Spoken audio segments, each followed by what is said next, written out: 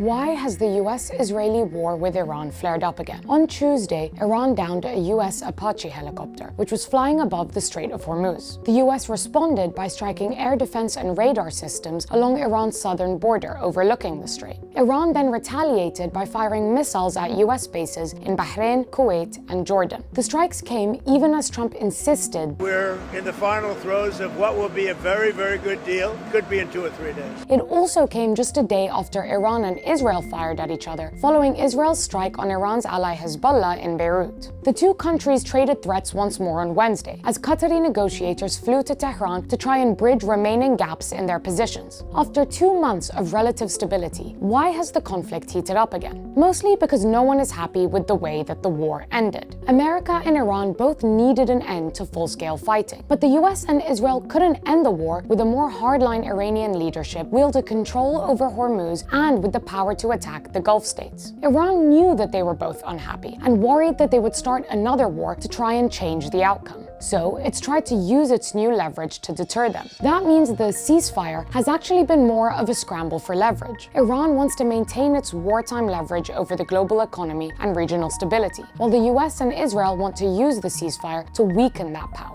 That fight has mostly been playing out in the Strait of Hormuz. The US has kept its naval blockade on Iran while quietly escorting oil tankers through the strait, hoping that it would worsen Iran's economic pain and lift pressure on energy markets, which would ultimately limit the strait's value as a source of leverage. Iran has pushed back by attacking the Gulf states, and they've also traded fire around the strait several times. Israel has also been using the ceasefire to pound southern Lebanon, attacking Iran's close ally Hezbollah. That's increased Iran's anxiety that the US and Israel are using the ceasefire to weaken its power before starting another war. That's why they've chosen to up the ante, launching attacks on Israel and the Gulf states to show that they're prepared to defend their new status at all costs. Because Trump has shown that he doesn't want a return to full-scale war, Iran hopes that escalating will force him to back off. That's why we've seen these limited confrontations. Everyone is trying to limit each other's leverage and get an edge in negotiations while avoiding full-scale war. For example, Iran took a huge risk when it fired missiles directly at Israel on Sunday, but it paid off.